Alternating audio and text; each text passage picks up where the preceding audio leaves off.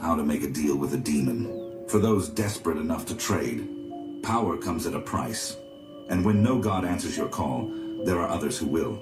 Demons, ancient, cunning, and always listening. To make a deal, you'll need 3 things. A black candle, a drop of your own blood, and a parchment with your desire written in red ink. Be specific. Demons love loopholes.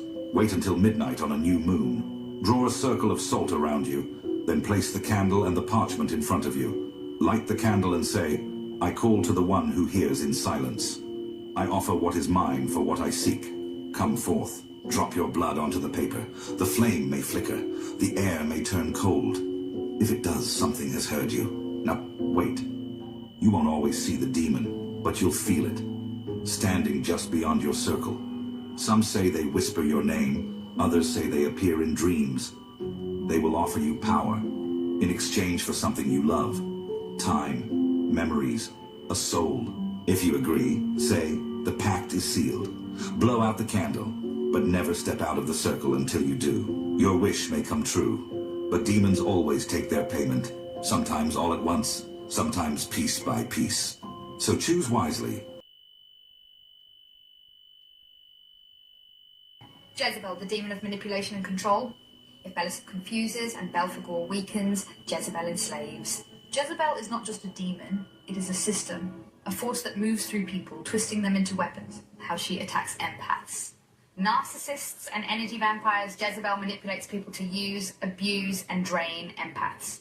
Emotional traps, guilt, shame, obligation, all used to bind an empath to toxic relationships.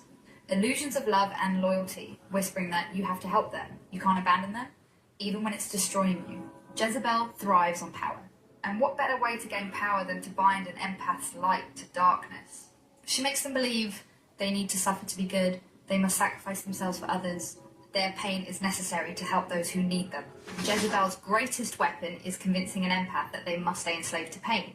But once an empath wakes up, sees the manipulation, breaks free, Jezebel loses her grip. Belisar attacks the mind.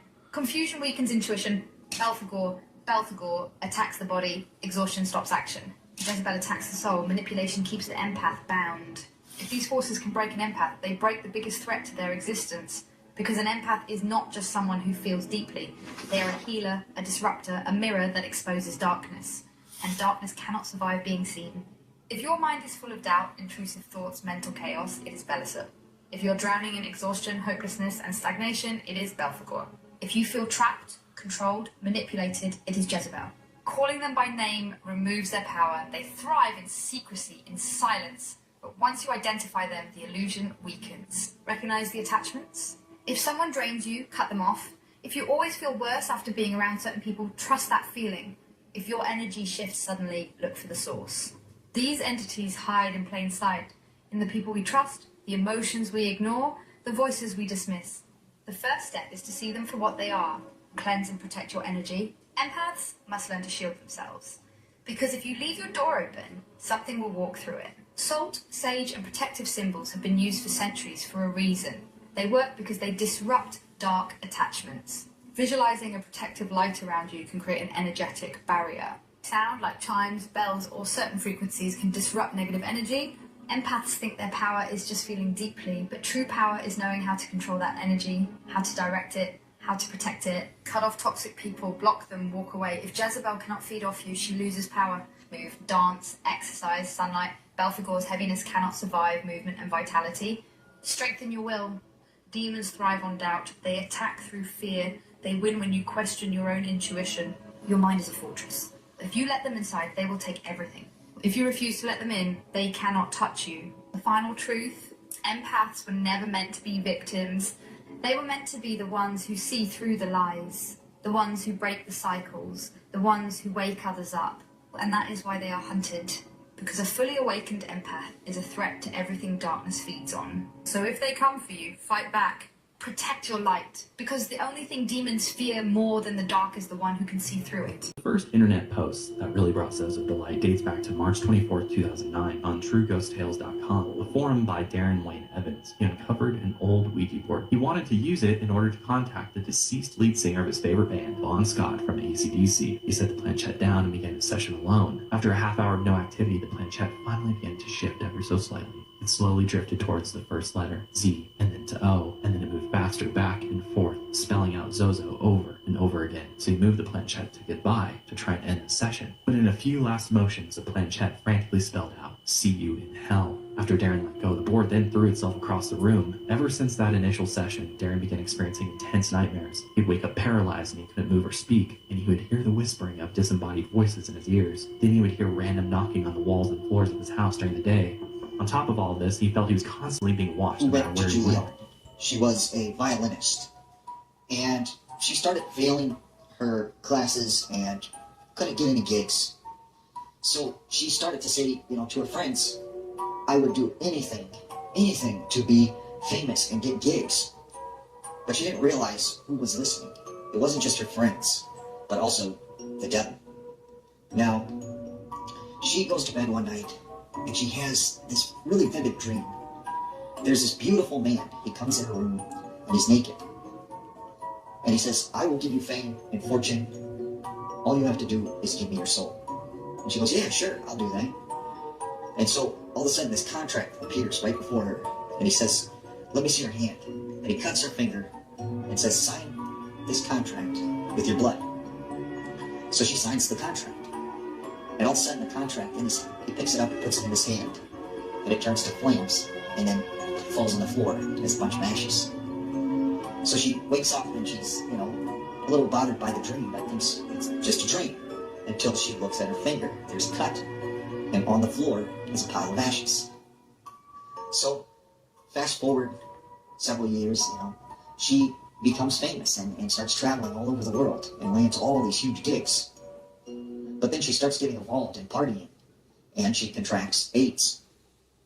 Now, she ends up to the point where she's on her last journey of life, and she's in the hospital, and she's talking to her mother, who's Filipino, and she tells her the story about the dream she had. And instantly her mother says, we need to talk to a priest, we need to call a priest. So she calls up a priest and talks to the priest, and he says, I will come there right away and speak with your daughter. So the priest comes, and he comes in the hospital room, and he says, you made a blood pact with the devil, and in order to break that, you have to make a blood pact with God. So you need to sign this creed with your blood. And the doctor overhears this, is like, no, she can't do that, she has AIDS. And he goes, she has to do this, you can leave the room, but she has to do this. So he, cuts her finger and has her sign the creed, and instantly she flatlines. And the doctor comes running in, and, he's angry with the priest, the mother's angry, and about 15 minutes had passed, and she gets up out of the bed, and she's fine. They run a bunch of tests. She has no AIDS, no HIV, she's completely clean, and she goes on to live a normal life. 5 signs you have dealt with someone who had a Jezebel spirit. Now, the Jezebel spirit is one of the most destructive spirits in the Bible. It'll turn kings into poor men, and it will turn great women into beggars. Women who are Jezebels are very beautiful on the outside.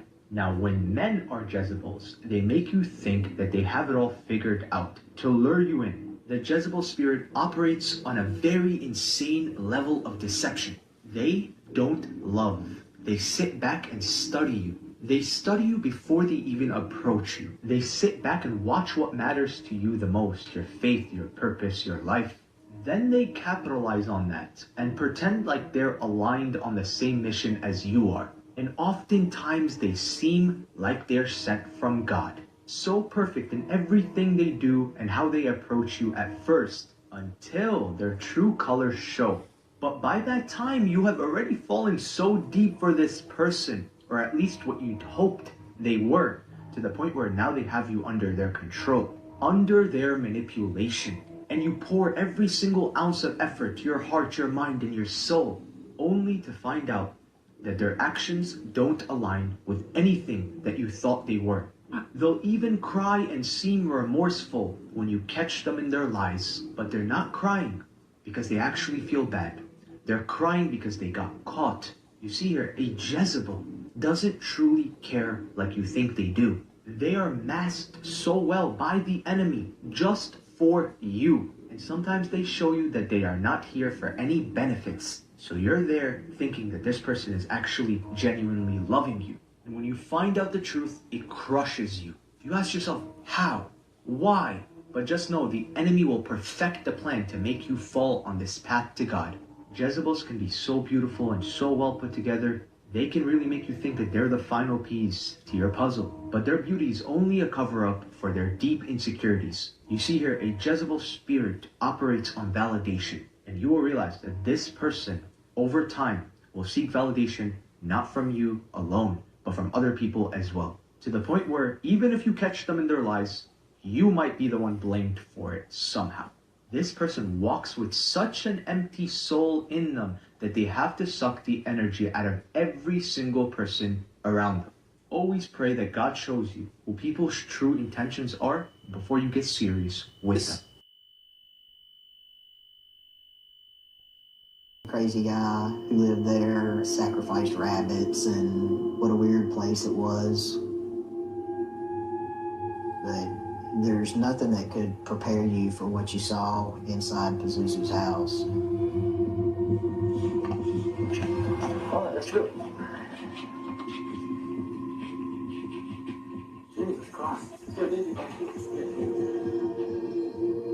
Yeah, that's definitely unfit for human habitation.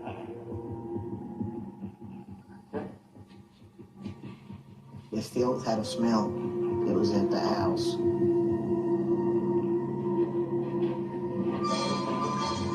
It was so filthy and nasty.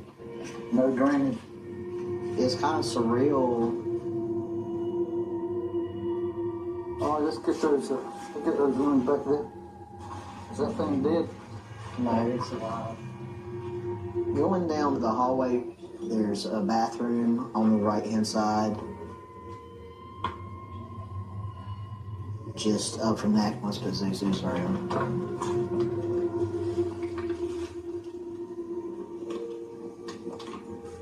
The room that we referred to as the altar room, it was so putrid, we literally had to get the fire department out there. We wore hazmat gear and Scott air packs into that room. Boy, this guy had a bad case of whatever he's got. There was also his mother who lived there. This is the famous room in the house. Cynthia's room may not have been the neatest and cleanest room in Forsyth County, but compared to the rest of the house, it was immaculate.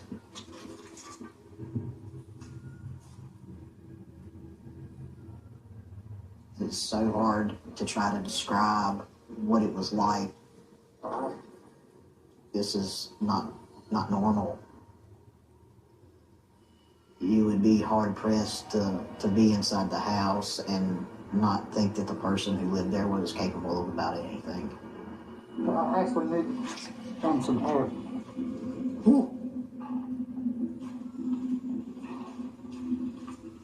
I mean, it's well past condemning.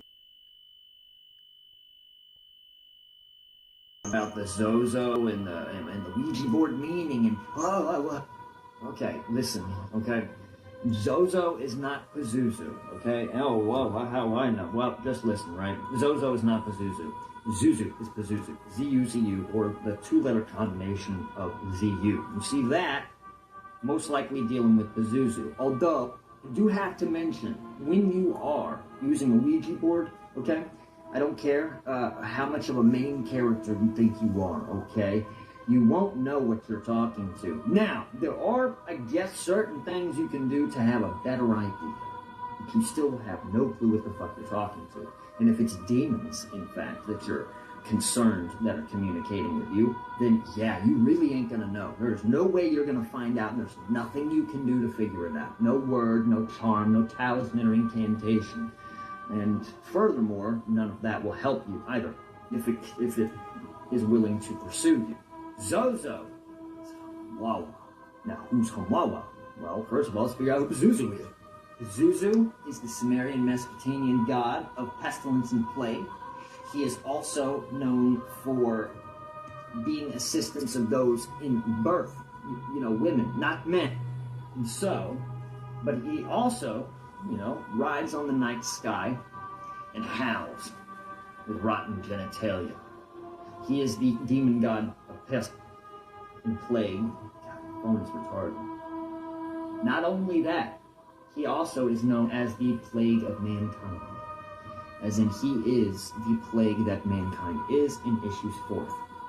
Oh, but what is that? Oh, do you think you know? Yeah, go ahead and tell me how you have, again, further main character syndrome. Nobody fucking knows what that is. And neither do we. Hamwawa is the angel of death, whose face is made up of a mass of beast-like entrails of mammals and other types of animals. You gaze into this angel's face, and one will surely see their end in the future. Though, you must be careful not to breathe the horrid perfume of death, which is its breath that stinks like dung. So, in just summary, if you see the words Zozo, you're most likely dealing with the angel of death, Hamwawa. As it makes more sense, the angel of death is going to be around you than the demon god of pestilence, one of the oldest gods known in Mesopotamia, Pazuzu. Where Hamwawa is, Pazuzu is found. Where Pazuzu is, Hamwawa is found. And further on, be a clown or fuck around and find out.